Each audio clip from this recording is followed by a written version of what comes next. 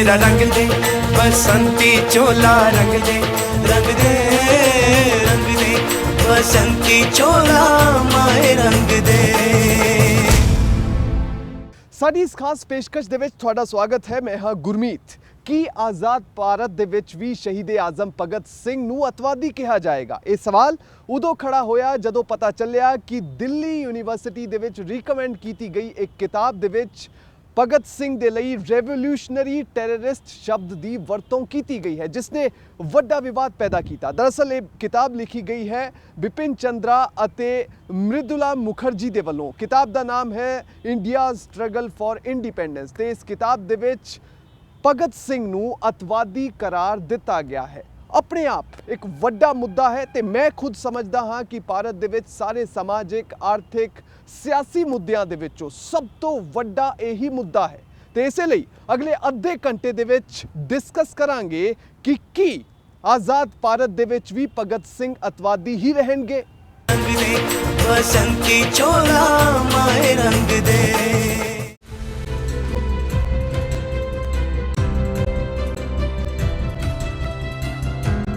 Delhi university ਦੇ ਵਿੱਚ ਪੜ੍ਹਾਈ ਜਾ ਰਹੀ ਮ੍ਰਿਦੁਲਾ ਮੁਖਰਜੀ ਤੇ ਵਿਪਿਨ ਚੰਦਰਾ ਦੀ ਇੱਕ ਕਿਤਾਬ ਦੇ ਵਿੱਚ ਸ਼ਹੀਦ ਭਗਤ ਸਿੰਘ ਨੂੰ ਕਥਿਤ ਰੂਪ ਵਿੱਚ ਕ੍ਰਾਂਤੀਕਾਰੀ ਅਤਵਾਦੀ ਕਹੇ ਜਾਣ ਦੇ ਨਾਲ ਬਹਿਸ ਛਿੜ ਗਈ ਹੈ ਤੇ ਜ਼ਬਰਦਸਤ ਸਵਾਲ ਦੇਸ਼ ਦੇ ਵਿੱਚ ਸਾਹਮਣੇ ਆ ਗਿਆ ਹੈ। ਡੀਯੂ ਦੀ ਇੰਡੀਆ ਸਟਰਗਲ ਫॉर ਇੰਡੀਪੈਂਡੈਂਸ ਕਿਤਾਬ ਦੇ 20ਵੇਂ ਚੈਪਟਰ ਦੇ ਵਿੱਚ ਸ਼ਹੀਦ ਭਗਤ ਸਿੰਘ ਤੇ ਉਹਨਾਂ ਦੇ ਸਾਥੀਆਂ ਨੂੰ ਥਾਂ-ਥਾਂ ਤੇ ਅਤਵਾਦੀ ਕਹਿ ਕੇ ਸੰਬੋਧਿਤ ਕੀਤਾ ਗਿਆ ਹੈ। ਕਿਤਾਬ ਦੇ ਵਿੱਚ ਅੰਗਰੇਜ਼ੀ ਹਕੂਮਤ ਨੂੰ ਹਿਲਾ ਕੇ ਰੱਖ ਦੇਣ ਵਾਲੇ ਚਟਗਾਂਵ ਕਾਂਡ ਨੂੰ ਇੱਕ ਅਤਵਾਦੀ ਘਟਨਾ ਦੱਸਿਆ ਗਿਆ ਹੈ। ਇਹ ਨਹੀਂ, ਸਾਂਡਰਸ ਦੀ ਹੱਤਿਆ ਨੂੰ ਵੀ ਅਤਵਾਦੀ ਘਟਨਾ ਦੇ ਨਾਲ ਦਰਸਾਇਆ ਗਿਆ ਹੈ। ਇਹ ਕਿਤਾਬ ਇਤਿਹਾਸਕਾਰ ਵਿਪਿਨ ਚੰਦਰਾ ਤੇ ਮ੍ਰਿਦੁਲਾ ਮੁਖਰਜੀ ਦੀ ਹੈ। ਡੀਯੂ ਦੇ ਵਿੱਚ ਪਿਛਲੇ ਕਈ ਸਾਲਾਂ ਤੋਂ ਪੜ੍ਹਾਈ ਜਾ ਰਹੀ ਇਹ ਕਿਤਾਬ ਅੱਜ ਵਿਵਾਦਾਂ ਦੇ ਵਿੱਚ ਆ ਗਈ ਹੈ ਤੇ ਕ੍ਰਾਂਤੀਕਾਰੀ ਅਤਵਾਦੀ ਸ਼ਬਦ ਦੇ ਬਾਰੇ ਡੀਯੂ ਦੇ ਪ੍ਰੋਫੈਸਰ ਕਹਿੰਦੇ ਨੇ ਕਿ ਇਹ ਟਰਮੀਨੋਲੋਜੀ ਉਸ ਵੇਲੇ ਸਿਸਟਮ ਦੇ ਖਿਲਾਫ ਲੜਨ ਵਾਲਿਆਂ ਦੇ ਖਿਲਾਫ ਇਸਤੇਮਾਲ ਹੋਇਆ ਕਰਦੀ ਸੀ। ਇਸ ਦੇ ਵਿੱਚ ਕੁਝ ਗਲਤ ਨਹੀਂ।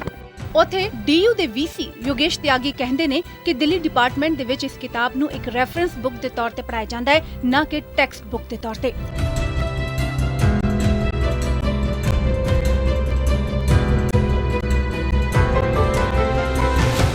ਹੁਣ ਤੁਹਾਨੂੰ ਦੱਸਦੇ ਹਾਂ ਕਿ ਆਖਿਰ ਕੀ ਹੈ ਪੂਰਾ ਵਿਵਾਦ। ਇਸ ਪੂਰੇ ਵਿਵਾਦ ਦੇ ਵਿੱਚ ਸ਼ਾਮਿਲ ਹੈ ਬਿਪਿਨ ਚੰਦਰਾ ਅਤੇ ਮ੍ਰਿਦੁਲਾ ਮੁਖਰਜੀ ਦੀ ਕਿਤਾਬ ਇੰਡੀਆ ਸਟਰਗਲ ਫॉर ਇੰਡੀਪੈਂਡੈਂਸ। ਇਸ ਕਿਤਾਬ ਦੇ ਚੈਪਟਰ ਨੰਬਰ 20 ਦੇ ਵਿੱਚ ਸ਼ਹੀਦ ਭਗਤ ਸਿੰਘ ਅਤੇ ਉਹਨਾਂ ਦੇ ਸਾਥੀਆਂ ਨੂੰ ਟੈਰਰਿਸਟ ਯਾਨੀ ਅਤਵਾਦੀ ਕਰਾਰ ਦਿੱਤਾ ਗਿਆ ਹੈ। ਜਦੋਂ ਅਸੀਂ ਚੈਪਟਰ ਨੰਬਰ 20 ਤੇ ਨਜ਼ਰ ਪਾਈਏ ਤਾਂ ਹੈਡਰ ਹੀ ਆਪਣੇ ਆਪ ਦੇ ਵਿੱਚ ਕੰਟਰੋਵਰਸ਼ੀਅਲ ਹੈ। ਹੈਡਰ ਦੇ ਵਿੱਚ ਲਿਖਿਆ ਹੈ ਭਗਤ ਸਿੰਘ, ਸੂਰਿਆ ਸੈਨ ਐਂਡ ਦ ਰੈਵੋਲੂਸ਼ਨਰੀ ਟੈਰਰਿਸਟ, ਯਾਨੀ ਭਗਤ ਸਿੰਘ ਤੇ ਸੂਰਿਆ ਸੈਨ ਦੀ ਤੁਲਨਾ ਸਿੱਧੇ ਤੌਰ ਤੇ ਦਹਿਸ਼ਤਗਰਦਾਂ ਦੇ ਨਾਲ ਕੀਤੀ ਗਈ ਹੈ। ਇਸ ਚੈਪਟਰ ਦੇ ਵਿੱਚ ਤਕਰੀਬਨ 11 ਵਾਰ ਟੈਰਰਿਸਟ ਸ਼ਬਦ ਦੀ ਵਰਤੋਂ ਕੀਤੀ ਗਈ ਹੈ ਤੇ ਇਸ ਦੇ ਨਾਲ ਹੀ ਚਿਤਗੁੰਗ ਮੂਵਮੈਂਟ ਨੂੰ ਟੈਰਰਿਸਟ ਮੂਵਮੈਂਟ ਦੱਸਿਆ ਗਿਆ ਹੈ।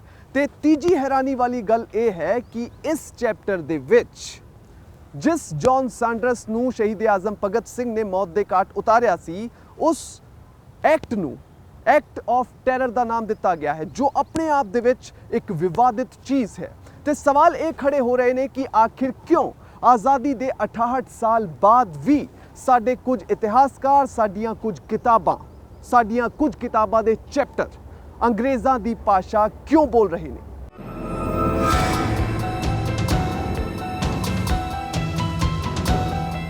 ਦਿੱਲੀ ਯੂਨੀਵਰਸਿਟੀ ਦੀ ਕਿਤਾਬ ਦੇ ਵਿੱਚ ਸ਼ਹੀਦ ਭਗਤ ਸਿੰਘ ਨੂੰ ਅਤਵਾਦੀ ਕਹੇ ਜਾਣ ਦੇ ਨਾਲ ਲੋਕ ਸਭਾ ਦੇ ਵਿੱਚ ਵੀ ਜੰਮ ਕੇ ਹੰਗਾਮਾ ਹੋਇਆ। ਭਾਜਪਾ ਨੇ ਕਾਂਗਰਸ ਉੱਤੇ ਇਤਿਹਾਸ ਬਦਲਣ ਦਾ ਦੋਸ਼ ਲਗਾਇਆ। ਸੱਤਾ ਧਿਰ ਤੇ ਵਿਰੋਧੀ ਧਿਰ ਦੇ ਵਿੱਚ ਇਸ ਮੁੱਦੇ ਨੂੰ ਲੈ ਕੇ ਕਾਫੀ ਨੋਕ-ਝੋਕ ਹੋਈ। ਭਾਜਪਾ ਸਾਂਸਦ ਅਨੁਰਾਗ ਠਾਕੁਰ ਨੇ ਇਹ ਮਾਮਲਾ ਚੁੱਕਦਿਆਂ ਹੋਇਆਂ ਕਾਂਗਰਸ ਤੇ ਦੋਸ਼ ਲਗਾਇਆ ਕਿ ਉਸਨੇ ਆਪਣੇ ਸ਼ਾਸਨਕਾਲ ਦੌਰਾਨ ਦੇਸ਼ ਦੀ ਸਿੱਖਿਆ ਨੂੰ ਖਤਮ ਕਰਨ ਤੇ ਇਤਿਹਾਸ ਨੂੰ ਤੋੜਨ ਮਰੋੜਨ ਦਾ ਹਮੇਸ਼ਾ ਹੀ ਉਦਮ ਕੀਤਾ ਹੈ। ਠਾਕੁਰ ਨੇ ਕਿਹਾ ਕਿ ਇਹ ਕਿਤਾਬ ਦੋ ਲੇਖਕਾਂ ਨੇ ਲਿਖੀ ਹੈ, ਵਿਪਿਨ ਚੰਦਰਾ ਤੇ ਮ੍ਰਿਦੁਲਾ ਮੁਖਰਜੀ। ਮ੍ਰਿਦੁਲਾ ਮੁਖਰਜੀ ਦੇ ਖਿਲਾਫ ਵਿੱਤੀ ਅਨਿਯਮਤਾ ਨੂੰ ਲੈ ਕੇ ਜਾਂਚ ਚੱਲ ਰਹੀ ਹੈ। ਉਹਨੇ ਕਿਹਾ ਕਿ ਮ੍ਰਿਦੁਲਾ ਵਿਪਿਨ ਚੰਦਰਾ ਦੀ ਕਿਤਾਬ ਇੰਡੀਆ ਸਟਰਗਲ ਫॉर ਇੰਡੀਪੈਂਡੈਂਸ ਦੇ ਵਿੱਚ ਭਗਤ ਸਿੰਘ ਨੂੰ ਕ੍ਰਾਂਤੀਕਾਰੀ ਅਤਵਾਦੀ ਦੱਸਿਆ ਜਾਣਾ ਬੇहद ਸ਼ਰਮਨਾਕ ਹੈ ਤੇ ਇਸ ਤੋਂ ਵੀ ਵੱਧ ਸ਼ਰਮਨਾਕ ਇਹ ਹੈ ਕਿ ਕਥਿਤ ਦੋ ਵਿਚਾਰਧਾਰਾਂ ਦੇ ਨਾਮ ਤੇ ਅਜਿਹੀ ਕਿਤਾਬ ਪੜ੍ਹਾਈ ਜਾ ਰਹੀ ਹੈ। ਭਾਜਪਾ ਸਾਂਸਦ ਨੇ ਕਿਹਾ ਕਿ ਇਸ ਕਿਤਾਬ ਦੇ ਵਿੱਚ ਜਿੱਥੇ ਮਹਾਨ ਸ਼ਹੀਦ ਭਗਤ ਸਿੰਘ ਨੂੰ ਕ੍ਰਾਂਤੀਕਾਰੀ ਅਤਵਾਦੀ ਦੱਸਿਆ ਜਾ ਰਿਹਾ ਹੈ ਤਾਂ ਐਸੇ ਕਿਤਾਬ ਦੇ ਵਿੱਚ ਹੀ ਰਾਹੁਲ ਗਾਂਧੀ ਨੂੰ ਕਰਿਸ਼ਮਾਈ ਨੇਤਾ ਦੱਸਿਆ ਜਾ ਰਿਹਾ ਹੈ, ਜੋ ਕਿ ਇੱਕ ਮਜ਼ਾਕ ਹੈ। मैडम मेरा सिर्फ इतना कहना है, कौन लोग? मृदुला मुखर्जी जिनको प्रोफेसर लगाया गया, मृदुला मुखर्जी जिनको प्रोफेसर लगाया गया जेएनयू में, मैडम जो मृदुला मुखर्जी जिनको प्रोफेसर लगाया गया जेएनयू में, उन्होंने उनके खिलाफ विजिलेंस इंक्वायरी पेंडिंग है मैडम। उनके खिलाफ फाइनेंशियल इरेगुलरिटी के लिए उन नेहरू मेमोरियल म्यूजियम लाइब्रेरी के अंदर जिनको वहां पे लगाया गया, उनके ऊपर वहां पर वित्तीय इरेगुलरिटीज के लिए उनके ऊपर केस वहां पर चल रहा है मैडम। जो लेट विपिन चंद्रा जिनको 2004 से लेकर 2012 तक यूपीए की सरकार के समय चेयरपर्सन नेशनल बुक ट्रस्ट का लगाया गया, ये लोग उसके पीछे हैं।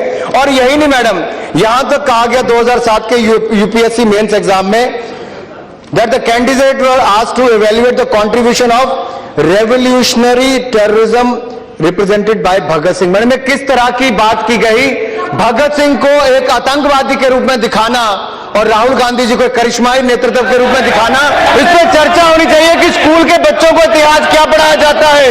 इस पर चर्चा होनी चाहिए कि देश में कॉलेज और स्कूल में शिक्षा में क्या इतिहास पढ़ाया जाता है।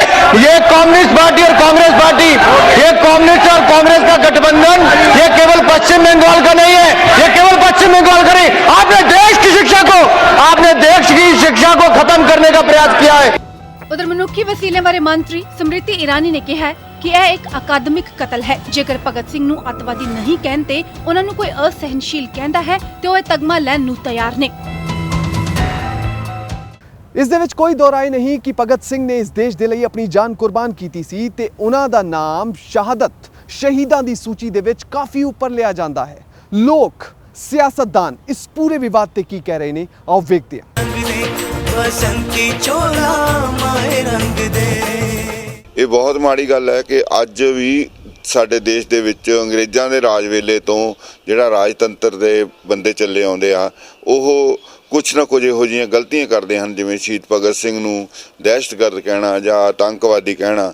ਇਸ ਸੋਚ ਨੂੰ ਬਦਲਣ ਦੀ ਲੋੜ ਹੈ ਔਰ ਇਸ ਸੋਚ ਨੂੰ ਬਦਲੇ ਬਿਨਾ ਜਿਹੜਾ ਦੇਸ਼ ਹੈ, ਦੇਸ਼ ਆਪਣੇ ਸਹੀ ਮਾਇਨਿਆਂ ਦੇ ਵਿੱਚ ਆਜ਼ਾਦ ਨਹੀਂ ਹੋਇਆ ਗਿਣਿਆ ਜਾਵੇਗਾ। ਸ਼ਹੀਦ ਭਗਤ ਸਿੰਘ ਨੇ ਆਪਣੀ ਡਾਇਰੀ ਦੇ ਵਿੱਚ ਬਹੁਤ ਹੀ ਵਧੀਆ ਤਰੀਕੇ ਦੇ ਨਾਲ ਅਤੇ ਸਪਸ਼ਟ ਸ਼ਬਦਾਂ ਦੇ ਵਿੱਚ ਇਹ ਲਿਖਿਆ ਹੈ ਕਿ ਅਸੀਂ ਕ੍ਰਾਂਤੀਕਾਰੀ ਹਾਂ, ਦਹਿਸ਼ਤਗਰਦ ਨਹੀਂ। ਸਗੋਂ ਉਹਨਾਂ ਨੇ ਤਾਂ ਦਹਿਸ਼ਤਗਰਦੀ ਦਾ ਵਿਰੋਧ ਵੀ ਕੀਤਾ ਹੈ। ਸ਼ਹੀਦ ਭਗਤ ਸਿੰਘ ਦੀ ਵਿਚਾਰਧਾਰਾ ਬਕਾਇਦਾ ਇੱਕ ਮਾਰਕਸਿਸਟ ਵਿਚਾਰਧਾਰਾ ਸੀ। ਉਹ ਦਹਿਸ਼ਤਗਰਦ ਕਦੇ ਨਾ ਰਿਹਾ, ਨਾ ਉਹਦੀ ਦਹਿਸ਼ਤਗਰਦੀ ਵਾਲੀ ਕੋਈ ਗੱਲ ਸੀ। ਭਗਤ ਸਿੰਘ ਸਾਡਾ ਬਹੁਤ ਵੱਡਾ ਸਾਂਝਾ ਨਾਇਕ ਆ, ਉਹਨਾਂ ਲਈ ਇਹੋ ਜਿਹਾ ਸ਼ਬਦ ਬਿਲਕੁਲ ਨਹੀਂ ਵਰਤਣਾ ਚਾਹੀਦਾ। ਉਹ ਸਾਡੀਆਂ ਆਉਣ ਵਾਲੀਆਂ ਪੀੜ੍ਹੀਆਂ ਲਈ ਵੀ ਪ੍ਰੇਰਨਾ ਸਰੋਤ ਆ ਤੇ ਉਹ ਤਾਂ ਮਤਲਬ ਲੋਕ ਜਾਂ ਲੀਡਰ ਜਾਂ ਕੋਈ ਵੀ ਹਰ ਇੱਕ ਉਹਨਾਂ ਨੂੰ ਨਤਮਸਤਕ ਆ, ਸਿਜਦਾ ਕਰਦਾ ਹੈ ਵੀ ਇੱਕ ਸਾਡੀ ਜਵਾਨੀ ਦਾ ਰੋਲ ਮਾਡਲ ਆ। ਉਹ ਜੋ ਕੁਝ ਵਿਵਾਦ ਉੱਠਿਆ ਹੈ ਕਿ ਉਹਨਾਂ ਦੀ ਕਿਤਾਬ ਦੇ ਵਿੱਚ ਲਿਖਿਆ ਗਿਆ ਹੈ ਕਿਸੇ ਦੀ ਜੋ ਦਿੱਲੀ ਯੂਨੀਵਰਸਿਟੀ ਵਿੱਚ ਲੱਗੀ ਹੋਈ ਹੈ ਕਿ ਉਹ ਇੱਕ ਕ੍ਰਾਂਤੀਕਾਰੀ ਅੱਤਵਾਦੀ ਸਨ। ਇਹ ਉਹਨਾਂ ਨੂੰ ਮੈਂ ਸਮਝਦਾ ਹਾਂ ਕਿ ਉਹਨਾਂ ਦਾ ਅਪਮਾਨ ਹੈ। ਇਹੋ ਜਿਹੀ ਸ਼ਬਦਾਵਲੀ ਜੇ ਵੀ ਕਿਸੇ ਵੀ ਕਿਤਾਬ ਦੇ ਵਿੱਚ ਇਹੋ ਜਿਹੀ ਹੈਗੀ ਆ ਤਾਂ ਉਹਨੂੰ ਬਾਹਰ ਕਰਨਾ ਚਾਹੀਦਾ ਹੈ। ਬੁੱਕ ਬਹੁਤ ਪਹਿਲਾਂ ਦੀ ਲਿਖੀ ਹੋਈ ਆ, ਉਦੋਂ ਵਿਪਨ ਚੰਦਰ ਨੇ ਕਿਸ ਕਨੋਟੇਸ਼ਨ ਨਾਲ ਲਿਖੀ ਆ ਗੱਲ, ਉਹਦੀ ਕੰਟਰੋਵਰਸੀ ਹੋਏਗੀ। ਬਟ ਜੇ ਆਪਾਂ ਇਸ ਮੌਜੂਦਾ ਸਮੇਂ ਦੇ ਵਿੱਚ ਦੇਖੀਏ, ਅੰਗਰੇਜ਼ਾਂ ਨੇ ਵੀ ਭਗਤ ਸਿੰਘ ਨੂੰ ਜਿੱਦਾਂ ਕਿਹਾ ਉਹ ਉਹਨਾਂ ਦੀ ਗੱਲ ਹੈਗੀ ਆ, ਪਰ ਅਸੀਂ ਇੰਡੀਅਨ ਭਗਤ ਸਿੰਘ ਨੂੰ ਕਿਸ ਤਰ੍ਹਾਂ ਵਿਊ ਕਰਦੇ ਹਾਂ? ਹਰ ਇੰਡੀਅਨ, ਹਰ ਭਾਰਤੀ ਉਸ ਦੀ ਕੁਰਬਾਨੀ ਦਾ, ਭਗਤ ਸਿੰਘ ਦੀ ਕੁਰਬਾਨੀ ਦਾ ঋਣੀ ਹੈ। ਇਹਦਾ ਜਵਾਬ ਕਿਤਾਬਾਂ ਵਿੱਚ ਨਹੀਂ ਪਿਆ, ਇਹਦਾ ਜਵਾਬ ਲੋਕਾਂ ਦੇ ਮਨਾਂ ਵਿੱਚ ਪਿਆ ਆ। ਭਗਤ ਸਿੰਘ ਤੇ ਉਹ ਇੱਕ ਬੜਾ ਰਾਸ਼ਟਰਵਾਦੀ ਵਿਅਕਤੀ ਸੀ, ਜਿਹਨੇ ਦੇਸ਼ ਨੂੰ ਆਜ਼ਾਦ ਕਰਾਉਣ ਲਈ ਉਹ ਬਹੁਤ ਸਾਰੇ ਤਸੀਹੇ ਝੱਲੇ, ਬਹੁਤ ਸਾਰੇ ਕੰਮ ਕੀਤੇ। ਨੌਜਵਾਨਾਂ ਜੇ ਅੱਜ ਵੀ ਉਹ ਦਿਲਾਂ ਦੀ ਧੜਕਣ ਆ ਤੇ ਉਹ ਅੱਤਵਾਦੀ ਤੇ ਕਦੀ ਵੀ ਨਹੀਂ ਹੋ ਸਕਦਾ। ਨਾ ਕੱਲ੍ਹ ਸੀ ਨਾ ਅੱਜ ਸੀ। ਅੰਗਰੇਜ਼ ਕਹਿ ਸਕਦੇ ਅੱਜ ਅੰਗਰੇਜ਼ਾਂ ਦਾ ਰਾਜ ਨਹੀਂ। ਜੇ ਕਿਤੇ ਕਿਤਾਬ ਦੇ ਵਿੱਚ ਉਹਨੇ ਕਿਤੇ ਗਲਤੀ ਕੀਤੀ ਆ, ਉਹ ਜਿੰਨੀ ਛੇਤੀ ਸੰਭਵ ਹੋਵੇ ਉਹ ਕਿਤਾਬ ਦੀ ਦਰੁਸਤੀ ਕਰਨੀ ਚਾਹੀਦੀ ਆ। ਇਹ ਬੜੀ ਮੰਦਭਾਗੀ ਗੱਲ ਮੈਨੂੰ ਪਤਾ ਲੱਗੀ ਹੈ ਕਿ ਜਿਹੜੀ ਇਹ ਬੁੱਕ ਹੈਗੀ ਆ India for struggle for independence, written by 2 Delhi university professors Vipin Chandra and Bibal Mukherjee. ਇਹਨਾਂ ਦੀ ਬੁੱਕ ਦੇ ਲਿਖਣ ਦਾ ਮੈਨੂੰ ਆਬਜੈਕਟਿਵ ਸਮਝ ਨਹੀਂ ਆਇਆ, ਕਿਉਂਕਿ ਹੁਣ ਇਸ ਚੀਜ਼ ਨੂੰ ਇੰਨੇ ਮਹਾਨ ਸ਼ਹੀਦ ਨੂੰ ਇੱਦਾਂ ਕਹਿਣਾ ਸਵਾਏ ਸੋਸਾਇਟੀ ਦੇ ਵਿੱਚ ਅਨਰੈਸਟ ਪੈਦਾ ਕਰਨ ਦੇ ਹੋਰ ਇਹਦਾ ਕੋਈ ਮਕਸਦ ਮੈਨੂੰ ਲੱਗਦਾ ਨਹੀਂ।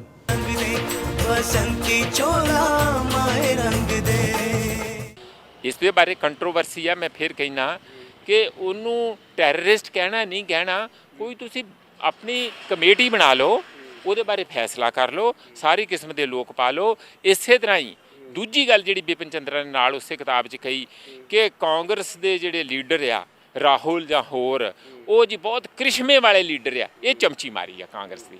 ਇਸ ਬਾਰੇ ਵੀ ਜਿਹੜੀ ਹੈ ਚਰਚਾ ਹੋ ਸਕਦੀ ਹੈ, ਪਰ ਕਿਤਾਬ ਬਦਲਣੀ ਜਿਹੜੀ ਹੈ वो एक किस्म की दूजी स्कीम हैगी। भगत सिंह टेररिस्ट तो नहीं हो सकते, अंग्रेज़ों की हुकूमत ने ज़रूर उनको टेररिस्ट या ऐसी उपाधियाँ दी थी। हिंदुस्तान के लिए और पूरी दुनिया के लिए वो एक क्रांतिकारी हैं, क्रांतिकारी ही रहेंगे हमेशा। लेकिन ये किताबों में लिखा गया उसका बहाना लेके बहुत बार जो ये ताकतें होती हैं ये मुद्दे को भटकाना चाहती हैं। वो दोबारा से लिखने का उनका प्रयोजन भी हो सकता है, वैसी बात वो सोच सकते हैं। लेकिन मुझे लगता है किताब लिखने का काम विद्वानों का होना चाहिए, ना कि किसी पॉलिटिकल पार्टी का होना चाहिए। क्रांतिकारी भगत सिंह अतवादी क्यों, ਅਸੀਂ ये सवाल लगातार कर रहे हैं। फिलहाल एक छोटे जे ब्रेक लिए रुक रहे हैं। रंग दे बसंती चोला, रंग दे रंग दे रंग दे बसंती चोला माए रंग दे। ਭਗਤ ਸਿੰਘ ਦੇ ਭਤੀਜੇ ਅਬੇ ਸਿੰਘ ਸੰਧੂ ਅਤੇ ਪੂਰੇ ਪਰਿਵਾਰ ਨੇ ਇਸ ਕਿਤਾਬ ਦਾ ਡਟ ਕੇ ਵਿਰੋਧ ਕੀਤਾ ਹੈ। ਉਹਨਾਂ ਦਾ ਕਹਿਣਾ ਹੈ ਕਿ ਜਦੋਂ ਬ੍ਰਿਟਿਸ਼ਰਸ ਨੇ ਭਗਤ ਸਿੰਘ ਦੇ ਲਈ ਕਦੇ ਟੈਰਰਿਸਟ ਦਹਿਸ਼ਤਗਰਦ ਸ਼ਬਦ ਦੀ ਵਰਤੋਂ ਨਹੀਂ ਕੀਤੀ ਤਾਂ ਇਸ ਕਿਤਾਬ ਦੇ ਵਿੱਚ ਅਜਿਹੇ ਸ਼ਬਦ ਦੀ ਵਰਤੋਂ ਕਿਉਂ ਕੀਤੀ ਗਈ ਹੈ। ਇਸੇ ਮਾਮਲੇ ਨੂੰ ਇਸ ਪਰਿਵਾਰ ਨੇ ਮਨੁੱਖੀ ਵਸੀਲਿਆਂ ਬਾਰੇ ਮੰਤਰਾਲੇ ਦੇ ਸਾਹਮਣੇ ਚੁੱਕਿਆ ਹੈ ਤੇ ਸਿਮਰਤੀ ਇਰਾਨੀ ਜੋ ਕਿ HRD ਮਿਨਿਸਟਰ ਨੇ ਉਹਨਾਂ ਨੇ ਕਾਫੀ ਅਹਿਮ ਬਿਆਨ ਦਿੱਤਾ ਹੈ। ਉਹਨਾਂ ਨੇ ਕਿਹਾ ਹੈ ਕਿ ਜੇ ਭਗਤ ਸਿੰਘ ਨੂੰ ਦਹਿਸ਼ਤਗਰਦ ਨਾ ਕਹਿਣ ਦੇ ਲਈ ਕੋਈ ਮੈਨੂੰ ਅਸਹਿਣਸ਼ੀਲ ਕਹੇਗਾ ਤਾਂ ਮੈਂ ਇਹ ਤਮਗਾ ਲੈਣ ਦੇ ਲਈ ਤਿਆਰ ਹਾਂ। बसंती चोला माए रंग दे। आजाद भारत के अंदर दिल्ली यूनिवर्सिटी के अंदर जो इतिहास की एक किताब है भारत का स्वतंत्रता संघर्ष, उसके अंदर इन महान शहीदों को क्रांतिकारी आतंकवादी संगठन या उनकी जो एक्टिविटीज थी या उनकी गतिविधियां थी उनको आतंकी घटनाएं ऐसे कह के संबोधन किया। वो भी एक नहीं 25-30 जगह पे उनको आतंकवादी कहा गया है। तो बहुत बुरा लगा ये देख के कि भाई क्या ये किताबें अंग्रेजी स्टूडेंट्स के लिए बनाई जा रही थी या किसी और को खुश करने के लिए। सवाल तो ये है कि हिंदुस्तान के बच्चों ने ये पढ़ना था और ये कोई किताब कोई निजी प्रकाशन नहीं था, ये सरकारी प्रकाशन है और ये 1990 से चलता आ रहा है सिलसिला, यानी 25-26 साल से हमारे बच्चों को ये बताया जा रहा है कि भगत सिंह या और जो तमाम क्रांतिकारी थे वो आतंकवादी थे। बसंती चोला माए रंग दे। ਸ਼ਹੀਦ ਆਜ਼ਮ ਭਗਤ ਸਿੰਘ ਦਾ ਜਨਮ ਪਾਕਿਸਤਾਨ ਦੇ ਵਿੱਚ ਪੈਂਦੇ ਪੰਜਾਬ ਦੇ ਜ਼ਿਲ੍ਹਾ ਲਾਇਲਪੁਰ ਦੇ ਵਿੱਚ ਸਾਲ 1907 ਦੇ ਵਿੱਚ ਹੋਇਆ ਸੀ। ਇੱਕ ਸਿੱਖ ਪਰਿਵਾਰ ਦੇ ਵਿੱਚ ਜਨਮੇ ਭਗਤ ਸਿੰਘ ਨੇ ਬਚਪਨ ਤੋਂ ਹੀ ਦੇਸ਼ ਦੀ ਆਜ਼ਾਦੀ ਦਾ ਸੁਪਨਾ ਵੇਖ ਲਿਆ ਸੀ। ਭਗਤ ਸਿੰਘ ਦੇਸ਼ ਤੋਂ ਕਿੰਨਾ ਪਿਆਰ ਕਰਦੇ ਸਨ ਇਸ ਦਾ ਅੰਦਾਜ਼ਾ ਇਸੇ ਚੀਜ਼ ਤੋਂ ਲਾਇਆ ਜਾ ਸਕਦਾ ਹੈ ਕਿ ਛੋਟੀ ਜਿਹੀ ਉਮਰ ਦੇ ਵਿੱਚ ਹੀ ਉਹਨਾਂ ਨੇ ਅੰਗਰੇਜ਼ਾਂ ਦੇ ਖਿਲਾਫ ਜੰਗ ਛੇੜ ਦਿੱਤੀ। ਤੇ ਕਈ ਇਤਿਹਾਸਕਾਰ ਇਹ ਕਹਿੰਦੇ ਨੇ ਕਿ ਜੇ ਭਗਤ ਸਿੰਘ ਨਾ ਹੁੰਦੇ ਤਾਂ ਸ਼ਾਇਦ ਅੱਜ ਵੀ ਇਹ ਦੇਸ਼ ਆਜ਼ਾਦ ਨਾ ਹੋਇਆ ਹੁੰਦਾ। ਭਗਤ ਸਿੰਘ ਤੋਂ ਅੰਗਰੇਜ਼ ਕਿਸ ਕਦਰ ਖੌਫਜ਼ਦਾ ਸਨ ਇਸ ਦਾ ਉਦਾਹਰਣ ਇਸੇ ਤੋਂ ਮਿਲਦਾ ਹੈ ਕਿ 24 ਮਾਰਚ 1931 ਨੂੰ ਭਗਤ ਸਿੰਘ, ਰਾਜਗੁਰੂ ਤੇ ਸੁਖਦੇਵ ਨੂੰ ਫਾਂਸੀ ਹੋਣੀ ਸੀ, ਪਰ 24 ਮਾਰਚ ਦੀ ਥਾਂ ਉਹਨਾਂ ਨੂੰ 23 ਮਾਰਚ ਯਾਨੀ ਇੱਕ ਦਿਨ ਪਹਿਲਾਂ ਹੀ ਫਾਂਸੀ ਦੇ ਦਿੱਤੀ ਗਈ।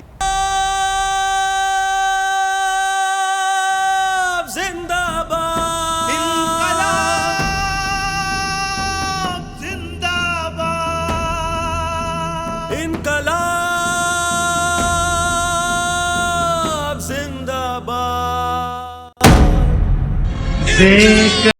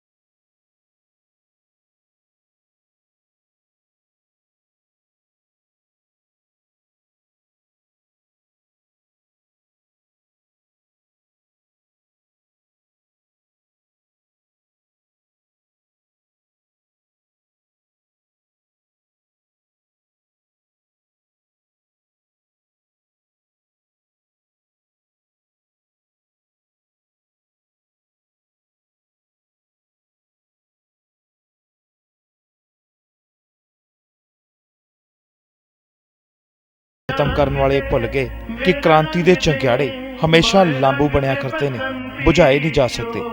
भगत सिंह सरदार वे वीरा, भगत सिंह सरदार निया। ते भगत सिंह तो वो शख्स सी जिन्हें खुद नूं पुलिस के हवाले करन तो लैके केस चलाउण ते जेल की सज़ा भुगतण तक हर पल नूं सोच समझ के क्रांति की अग फैलाउण वास्ते वरतिया सी। चले आ रल मिल गाइए कोड़ियां। आज़ादी दे साज ते आज़ादी दे नगमिਆਂ दे खुशनुमा सुर सजाउण वास्ते अपने शरीर नूं तशद्दद लई साज बना दिता सी। छेती ले आवी। ਇਹੋ ਵੇਲਾ ਸੀ ਜਦੋਂ ਪੂਰੇ ਮੁਲਕ ਉੱਤੇ ਵਿਦੇਸ਼ੀ ਝੰਡਾ ਝੁੱਲ ਰਿਹਾ ਸੀ। ਗੋਰਾ ਹਾਕਮ ਸੱਭਿਆਚਾਰ ਤੇ ਅਰਥਚਾਰਾ ਦੋਵਾਂ ਦਾ ਘਾਣ ਕਰ ਰਿਹਾ ਸੀ।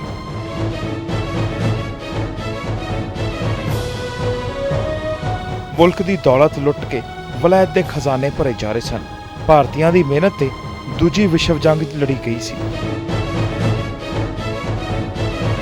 ਦੁਖੀ ਹਿੰਦੁਸਤਾਨੀਆਂ ਦਾ ਖੂਨ ਤਾਂ ਬਹੁਤ ਖੌਲਦਾ ਸੀ, ਪਰ ਅੰਗਰੇਜ਼ਾਂ ਦੀਆਂ ਤੋਪਾਂ ਅੱਗੇ ਨਿਹੱਥੇ ਭਾਰਤੀਆਂ ਦਾ ਵਸ ਨਹੀਂ ਸੀ ਚੱਲਦਾ। ਚਲਾਕ ਹਾਕਮ ਨੇ ਸਾਡੇ ਹੀ ਮੁਲਕ 'ਚੋਂ ਸਿਪਾਹੀ ਭਰਤੀ ਕਰਕੇ ਸਾਨੂੰ ਹੀ ਉਹਨਾਂ ਦਾ ਗੁਲਾਮ ਬਣਾ ਦਿੱਤਾ। ਮਾਤ ਭੂਮੀ ਨੂੰ ਵਿਦੇਸ਼ੀ ਕਬਜ਼ੇ 'ਚੋਂ ਛੁਡਾਉਣ ਵਾਸਤੇ ਹਿੰਦੁਸਤਾਨੀ ਸੂਰਬੀਰਾਂ ਨੇ ਬਾਰ-ਬਾਰ ਕੋਸ਼ਿਸ਼ਾਂ ਕੀਤੀਆਂ। ਬੰਗਾਲ, ਬਿਹਾਰ ਤੇ ਹੋਰ ਕਈ ਇਲਾਕਿਆਂ ਦੇ ਵਿੱਚ ਅੰਗਰੇਜ਼ਾਂ ਖਿਲਾਫ ਬਗਾਵਤ ਦੇ ਝੰਡੇ ਝੁੱਲੇ। 13 ਅਪ੍ਰੈਲ 1919 ਨੂੰ ਅੰਮ੍ਰਿਤਸਰ ਦੇ ਜਲਿਆਂਵਾਲੇ ਬਾਗ ਦੇ ਵਿੱਚ ਹਾਕਮਾਂ ਦੀ ਚਲਾਈ ਅੰਨ੍ਹੇਵਾਹ ਲੋਥਾਂ ਦੇ ਅੰਬਾਰ, ਖੂਨ 'ਚ ਲੱਥਪੱਥ ਧਰਤੀ ਹਾਲਾਤਾਂ ਨੂੰ ਵੇਖ ਕੇ ਇਸ ਬਾਲਕ ਨੇ ਸਹੁੰ ਖਾਧੀ ਕਿ ਉਹ ਆਪਣੀ ਜ਼ਿੰਦਗੀ ਮਨੁੱਖਤਾ ਨੂੰ ਗੁਲਾਮੀ ਦੇ ਦਲਦਲ 'ਚੋਂ ਬਾਹਰ ਕੱਢਣ ਵਾਸਤੇ ਲਾਏਗਾ। ਜਲਿਆਂਵਾਲੇ ਬਾਗ ਦੀ ਖੂਨੀ ਮਿੱਟੀ ਸ਼ੀਸ਼ੀ 'ਚ ਭਰ ਕੇ ਆਪਣੇ ਕੋਲ ਰੱਖੀ, ਇਸ ਲਈ ਕਿ ਸ਼ਹੀਦਾਂ ਦੇ ਲਹੂ ਨਾਲ ਰਾਤੇ ਮਿੱਟੀ ਉਹਨੂੰ ਚੇਤਾ ਕਰਾਵੇ ਉਹਦੇ ਮਕਸਦ ਦਾ।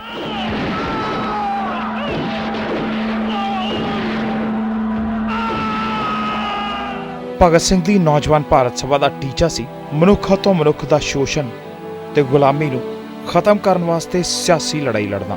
ਇਸੇ ਲਈ ਸ਼ਹੀਦ ਭਗਤ ਸਿੰਘ ਨੇ ਨੌਜਵਾਨ ਭਾਰਤ ਸਭਾ ਬਣਾਈ ਸੀ। ਇਹਨਾਂ ਸੂਰਮਿਆਂ ਨੇ ਗਾਂਧੀ ਦੇ ਸੱਤਿਆਗ੍ਰਹਿ ਦਾ ਸਾਥ ਤਾਂ ਦਿੱਤਾ, ਪਰ ਗਾਂਧੀ ਵੱਲੋਂ ਆਪਣੀ ਮੁਹਿੰਮ ਵਾਪਸ ਲੈਣ ਕਰਕੇ ਨੌਜਵਾਨਾਂ ਨੂੰ ਵੱਡਾ ਝਟਕਾ ਲੱਗਾ। ਉਹਨਾਂ ਨੇ ਕੌਮ ਤੱਕ ਆਪਣੇ ਜਜ਼ਬਾਤ ਪਹੁੰਚਾਏ ਤੇ ਅੰਗਰੇਜ਼ ਨੂੰ ਸਿੱਧੇ ਲਲਕਾਰਨ ਦੀ ਤਿਆਰੀ ਕੀਤੀ। वतन की आबरू का पास देखें कौन करता है, सुना है आज मक्तल में हमारा इम्तिहान होगा। इलाही वो भी दिन होगा जब अपना राज देखेंगे, जब अपनी ही ज़मीं होगी और अपना आसमां होगा। ਸਾਈਮਨ ਕਮਿਸ਼ਨ ਦੇ ਬਾਈਕਾਟ ਦੇ ਵੇਲੇ ਲਾਹੌਰ ਰੇਲਵੇ ਸਟੇਸ਼ਨ ਦੇ ਅੱਗੇ ਇਕੱਠੀ ਹੋਈ ਭੀੜ ਤੇ ਪੁਲਿਸ ਅਫਸਰ ਸਕਾਟ ਨੇ ਨਿਹੱਥੇ ਲੋਕਾਂ ਤੇ ਡਾਂਗਾ ਵਰਾਈਆਂ। ਲਾਲਾ ਲਾਜਪਤ ਰਾਏ ਨੂੰ ਜਲੂਸ ਦੀ ਅਗਵਾਈ ਕਰਦਿਆਂ ਇੰਨੀਆਂ ਲਾਠੀਆਂ ਪਈਆਂ ਕਿ ਉਹਨਾਂ ਦੀ ਮੌਤ ਹੋ ਗਈ। ਸ਼ਹੀਦ ਭਗਤ ਸਿੰਘ ਹਾਲਾਂਕਿ ਵਿਚਾਰਧਾਰਕ ਤੌਰ ਤੇ ਲਾਲਾ ਲਾਜਪਤ ਰਾਏ ਤੋਂ ਵੱਖਰੀ ਸੋਚ ਰੱਖਦੇ ਸਨ, ਪਰ ਭਾਰਤੀਆਂ ਦੇ ਵਿੱਚ ਉਹਨਾਂ ਦੇ ਰੁਤਬੇ ਤੇ ਉਹਨਾਂ ਦੀ ਮਿਹਨਤ ਦੀ ਭਗਤ ਸਿੰਘ ਨੂੰ ਪੂਰੀ ਕਦਰ ਸੀ। ਭਗਤ ਸਿੰਘ ਦੇ ਮੁਤਾਬਕ ਇੱਕ ਭਾਰਤੀ ਆਜ਼ਾਦੀ ਘੁਲਾਟੀਏ ਦੀ ਮੌਤ ਦਾ ਬਦਲਾ ਲੈਣਾ ਭਾਰਤੀਆਂ ਵਾਸਤੇ ਅਣਖ ਇੱਜ਼ਤ ਦਾ ਸਵਾਲ ਹੈ। ਇਸੇ ਲਈ ਉਹਨਾਂ ਸਕਾਟ ਨੂੰ ਗੋਲੀ ਮਾਰਨ ਦੀ ਕੋਸ਼ਿਸ਼ ਕੀਤੀ। ਗੋਲੀ ਗਲਤੀ ਨਾਲ ਸਾਹਮਣੇ ਆਏ ਸਾਂਡਰਸ ਨੂੰ ਵੱਜੀ। ਦੂਜੇ ਦਿਨ ਇਹ ਜਵਾਨ ਲਾਹੌਰ ਤੋਂ ਗੱਡੀ ਰਾਹੀਂ ਭੱਜ ਨਿਕਲੇ। ਭਗਤ ਸਿੰਘ, ਚੰਦਰ ਸ਼ੇਖਰ ਆਜ਼ਾਦ ਤੇ ਬਟਕੇਸ਼ਵਰ ਦੱਤ ਵਰਗਿਆਂ ਨੇ ਸੋਸ਼ਲਿਸਟ ਰਿਪਬਲਿਕ ਆਫ ਇੰਡੀਆ ਦੀ ਸਥਾਪਨਾ ਕੀਤੀ। ਦੁਨੀਆ ਦੇ ਵਿੱਚ ਉਸ ਵੇਲੇ ਸਭ ਤੋਂ ਨਵੇਂ ਤੇ ਸਭ ਤੋਂ ਕਾਮਯਾਬ ਮਨੁੱਖਤਾ ਪੱਖੀ ਨਜ਼ਰੀਏ ਕਾਰਲ ਮਾਰਕਸ ਦੇ ਕਮਿਊਨਿਜ਼ਮ ਦਾ ਪ੍ਰਚਾਰ ਕੀਤਾ। ਜਦੋਂ ਨਜ਼ਰ ਆਇਆ ਕਿ ਭਾਰਤ ਤੇ ਰਾਜ ਕਰਨ ਵਾਲੀ ਸਰਕਾਰ ਗੂੰਗੀ ਬੋਲੀ ਹੈ, ਤਾਂ ਭਗਤ ਸਿੰਘ ਨੇ ਬਟਕੇਸ਼ਵਰ ਦੱਤ ਦੇ ਨਾਲ ਅਸੈਂਬਲੀ ਹਾਲ ਦੇ ਅੰਦਰ ਬੰਬ ਸੁੱਟਿਆ। ਬੰਬ ਸਿਰਫ ਆਵਾਜ਼ ਤੇ ਧੂਆਂ ਕਰਨ ਵਾਲਾ ਸੀ। ਜੇ ਚਾਹੁੰਦੇ ਤਾਂ ਇੱਕ ਵੱਡਾ ਬੰਬ ਸੁੱਟ ਕੇ ਅੱਧਿਓਂ ਵੱਧ ਸਰਕਾਰ ਨੂੰ ਉਦੋਂ ਹੀ ਮੁਕਾ ਸਕਦੇ ਸਨ, ਪਰ ਅਸਲ ਮਕਸਦ ਸੀ ਗੂੰਗੀ ਬੋਲੀ ਸਰਕਾਰ ਦੇ ਕੰਨ ਖੋਲ੍ਹਣਾ ਤੇ ਪੈਂਫਲੇਟਾਂ ਦੇ ਉੱਤੇ ਲਿਖੇ ਆਪਣੇ ਵਿਚਾਰਾਂ ਰਾਹੀਂ ਲੋਕਾਂ ਤੱਕ ਆਪਣੀ ਸੋਚ ਪਹੁੰਚਾਉਣਾ।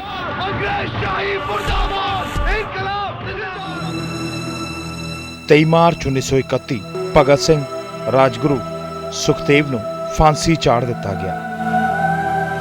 ਲਾਹੌਰ ਜੇਲ੍ਹ ਦੀ ਪਿਛਲੀ ਕੰਧ ਤੋੜ ਕੇ ਲੋਕਾਂ ਤੋਂ ਚੋਰੀ ਲਾਸ਼ਾਂ ਦੇ ਟੋਟੇ ਕਰਕੇ ਸਤਲੁਜ ਦਰਿਆ 'ਚ ਵਹਾ ਦਿੱਤੇ ਗਏ।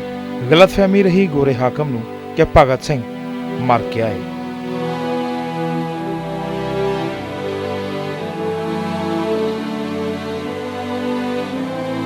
ਭਗਤ ਸਿੰਘ ਨੇ ਆਪਣੇ ਸਰੀਰ ਦੀ ਪੀੜ ਨੂੰ ਇਨਕਲਾਬ ਦੇ ਬਾਲਣ ਵਾਂਗ ਵਰਤਦਾ ਵੀ ਕਿਉਂ ਨਾ। ਉਸ ਦੀ ਸੋਚ ਸੀ ਜਿਹੜੀ ਇੰਟੈਲੀਜੈਂਸ ਬਿਊਰੋ ਦੇ ਡਾਇਰੈਕਟਰ ਸਰ ਹੋਰਸ ਵਿਲੀਅਮਸਨ ਨੂੰ ਇਹ ਕਹਿਣ ਨੂੰ ਮਜਬੂਰ ਕਰ ਗਈ ਕਿ ਹਰ ਸ਼ਹਿਰ ਤੇ ਕਸਬੇ ਦੇ ਵਿੱਚ ਉਹਦੀ ਤਸਵੀਰ ਖਰੀਦੀ ਜਾ ਰਹੀ ਹੈ। ਉਹਦੀ ਪ੍ਰਸਿੱਧੀ ਮਹਾਤਮਾ ਗਾਂਧੀ ਦਾ ਮੁਕਾਬਲਾ ਕਰਦੀ ਹੈ। ਪਰ ਭਗਤ ਸਿੰਘ ਨੂੰ ਸਵੈ ਭਰੋਸਾ ਸੀ, ਜ਼ਰੂਰਤ ਤੋਂ ਵੱਧ ਭਰੋਸਾ ਨਹੀਂ ਸੀ। ਉਹਨੇ ਸਾਫ਼ ਆਖਿਆ ਸੀ ਕਿ ਇਹ ਨਹੀਂ ਹੈ ਕਿ ਜੇ ਅਸੀਂ ਸਿਆਸੀ ਮੈਦਾਨ 'ਚ ਨਾ ਨਿਤਰੇ ਹੁੰਦੇ ਤਾਂ ਕਿਸੇ ਤਰ੍ਹਾਂ ਦਾ ਕੋਈ ਕ੍ਰਾਂਤੀਕਾਰੀ ਕੰਮ ਨਹੀਂ ਹੋਣਾ ਸੀ। ਅਸੀਂ ਸਾਡੇ ਸਮਿਆਂ ਦੀ ਲੋੜ ਦੀ ਮਹਿਜ਼ ਪੈਦਾਇਸ਼ ਹਾਂ। ਭਗਤ ਸਿੰਘ ਇਹ ਵੀ ਮਹਿਸੂਸ ਕਰਦਾ ਸੀ ਕਿ ਲੋਕਾਂ ਦੀ ਹਮਾਇਤ ਦੇ ਬਗੈਰ ਇੱਕ ਦੋ ਅੰਗਰੇਜ਼ ਅਫਸਰਾਂ ਜਾਂ ਮੁਖਬਰਾਂ ਨੂੰ ਮਾਰਨ ਦੇ ਨਾਲ ਨਾ ਕ੍ਰਾਂਤੀ ਹੋਣੀ ਹੈ, ਨਾ ਆਜ਼ਾਦੀ ਮਿਲਣੀ ਹੈ। ਉਹਨਾਂ ਸਾਫ਼ ਕੀਤਾ ਸੀ ਕਿ ਜਨਤਕ ਹਮਾਇਤ ਪ੍ਰਾਪਤ ਕਰਨ ਵਾਸਤੇ ਆਪਣੇ ਮਕਸਦ ਤੇ ਪ੍ਰੋਗਰਾਮ ਲੋਕਾਂ ਤੱਕ ਪਹੁੰਚਾਉਣੇ ਜ਼ਰੂਰੀ ਰਹਿਣਗੇ। 1929 ਨੂੰ ਜੇਲ੍ਹ ਦੇ ਵਿੱਚ ਭਗਤ ਸਿੰਘ ਨੇ ਆਪਣੇ ਮੁਕੱਦਮੇ ਦੀ ਕਾਰਵਾਈ ਨੂੰ ਸਿਆਸੀ ਪ੍ਰਚਾਰ ਲਈ ਬਾਖੂਬੀ ਵਰਤਿਆ। ਨਿਆਂ ਪ੍ਰਭਾ ਕਿਰਤੀ ਦੀ ਲੁੱਟ ਸਭ ਤੋਂ ਖਤਰਨਾਕ ਨਹੀਂ ਹੁੰਦੀ, ਪੁਲਿਸ ਦੀ ਕੁੱਟ ਸਭ ਤੋਂ ਖਤਰਨਾਕ ਨਹੀਂ ਹੁੰਦੀ, ਗੱਦਾਰੀ ਲੋਭ ਦੀ ਮੁੱਠ ਸਭ ਤੋਂ ਖਤਰਨਾਕ ਨਹੀਂ ਹੁੰਦੀ। ਸਭ ਤੋਂ ਖਤਰਨਾਕ ਹੁੰਦਾ ਹੈ ਮੁਰਦਾ ਸ਼ਾਂਤੀ ਦੇ ਨਾਲ ਭਰ ਜਾਣਾ, ਨਾ ਹੋਣਾ ਤੜਪਦਾ, ਸਭ ਸਹਿਣ ਕਰ ਜਾਣਾ, ਘਰਾਂ ਤੋਂ ਨਿਕਲਣਾ ਕੰਮ ਤੇ ਕੰਮ ਤੋਂ ਘਰ ਜਾਣਾ। ਸਭ ਤੋਂ ਖਤਰਨਾਕ ਹੁੰਦਾ ਹੈ ਸਾਡੇ ਸੁਪਨਿਆਂ ਦਾ ਮਰ ਜਾਣਾ। ਅਮਰੀਕਾ ਦੀ ਏਜੰਸੀ ਹੈ federal bureau of investigation. FBI ਦੇ ਮੁਤਾਬਿਕ ਟੈਰਰਿਸਟ ਦੀ ਯਾਨੀ ਅਤਵਾਦੀ ਦੀ ਕੀ ਡੈਫੀਨੇਸ਼ਨ ਹੈ ਉਹ ਤੁਹਾਨੂੰ ਦੱਸਦੇ ਹਾਂ। FBI ਦੇ ਮੁਤਾਬਿਕ ਪੁਆਇੰਟ ਨੰਬਰ 1 ਕਹਿੰਦਾ ਹੈ ਕਿ ਟੈਰਰਿਸਟ ਕਮਿਟ ਔਰ support illegal acts involving the use of violence, ਯਾਨੀ ਕਿ ਟੈਰਰਿਸਟ ਹਿੰਸਾ ਦਾ ਇਸਤੇਮਾਲ ਕਰਦੇ ਨੇ। ਪੁਆਇੰਟ ਨੰਬਰ 2 ਕਹਿੰਦਾ ਹੈ ਥੀਸ ਐਕਟਸ ਆਰ ਇੰਟੈਂਡਡ ਟੂ ਇੰਟੀਮੀਡੇਟ ਔਰ ਕੋਇਰਸ, ਯਾਨੀ ਕਿ ਟੈਰਰਿਸਟ ਡਰਾਉਣ ਦੀ ਕੋਸ਼ਿਸ਼ ਕਰਦੇ ਨੇ। ਪੁਆਇੰਟ ਨੰਬਰ 3 ਕਹਿੰਦਾ ਹੈ these acts are committed in support of political or social objectives, ਯਾਨੀ ਕਿ ਸਿਆਸੀ ਜਾਂ ਸਮਾਜਿਕ ਆਬਜੈਕਟਿਵ ਹੋ ਸਕਦਾ ਹੈ ਜਿਸ ਦੇ ਲਈ ਟੈਰਰ ਐਕਟੀਵਿਟੀ ਕੀਤੀ ਗਈ ਹੋਵੇ। ਜੇ ਇਹਨਾਂ ਤੇ ਲੈਟਰ ਐਂਡ ਸਪਿਰਿਟ ਦੇ ਨਾਲ ਭਰੋਸਾ ਕੀਤਾ ਜਾਏ ਤਾਂ ਜਾਰਜ ਵਾਸ਼ਿੰਗਟਨ ਤੇ ਬੈਂਜਾਮਿਨ ਫ੍ਰੈਂਕਲਿਨ ਟੈਰਰਿਸਟ ਸਨ, ਪਰ ਅਮਰੀਕੀਆਂ ਦੇ ਲਈ ਉਹ ਦੇਸ਼ ਭਗਤ ਸਨ। ਉਹਨਾਂ ਨੇ ਦੇਸ਼ ਦੇ ਲਈ ਜਾਨ ਕੁਰਬਾਨ ਕਰਨ ਦੇ ਲਈ ਅੱਗੇ ਵੱਧ ਚੜ ਕੇ ਹਿੱਸਾ ਲਿਆ ਸੀ। ਜਾਰਜ ਵਾਸ਼ਿੰਗਟਨ ਅਤੇ ਬੈਂਜਾਮਿਨ ਫ੍ਰੈਂਕਲਿਨ ਹਰ ਕੋਈ ਜਾਣਦਾ ਹੈ। ਇਸੇ ਉਦਾਹਰਨ ਨੂੰ ਅਸੀਂ ਭਗਤ ਸਿੰਘ ਦੇ ਲਈ ਇੰਪਲੀਮੈਂਟ ਕਰ ਸਕਦੇ ਹਾਂ। ਭਗਤ ਸਿੰਘ ਭਾਰਤੀਆਂ ਦੇ ਲਈ ਦੇਸ਼ ਭਗਤ ਸਨ। ਅੰਗਰੇਜ਼ਾਂ ਦੇ ਲਈ ਹੋ ਸਕਦੇ ਨੇ ਟੈਰਰਿਸਟ, ਮਗਰ ਭਾਰਤੀਆਂ ਦੇ ਲਈ ਦੇਸ਼ ਭਗਤ ਸਨ। ਅਸੀਂ ਇਸ ਪ੍ਰੋਗਰਾਮ ਦੇ ਵਿੱਚ ਜਿਨ੍ਹਾਂ ਸ਼ਬਦਾਂ ਦੀ ਵਰਤੋਂ ਕੀਤੀ ਹੈ ਸ਼ਾਇਦ ਉਹ ਕੁਝ ਲੋਕਾਂ ਨੂੰ ਸਹੀ ਨਾ ਲੱਗੇ ਹੋਣ, ਪਰ ਸਾਨੂੰ ਭਗਤ ਸਿੰਘ ਦੇ ਭਾਰਤੀ ਹੋਣ ਤੇ ਦੇਸ਼ ਭਗਤ ਹੋਣ ਤੇ ਪੂਰਾ ਮਾਣ ਹੈ। ਸਾਡੀ ਇਸ ਖਾਸ ਪੇਸ਼ਕਸ਼ ਦੇ ਵਿੱਚ ਫਿਲਹਾਲ ਇੰਨਾ ਹੀ। ਮੇਰੇ ਵੀਡੀਓ ਜਰਨਲਿਸਟ ਗੋਵਿੰਦ ਅਤੇ ਮੈਨੂੰ ਗੁਰਮੀਤ ਨੂੰ ਦਿਓ ਇਜਾਜ਼ਤ ਤੇ ਤੁਸੀਂ ਵੇਖਦੇ ਰਹੋ PTC ਨਿਊਜ਼। तेरा रंग दे बसंती चोला, रंग दे रंग दे रंग दे बसंती चोला माए रंग दे। तेरा रंग दे बसंती चोला, रंग दे रंग दे रंग दे बसंती चोला माए रंग दे।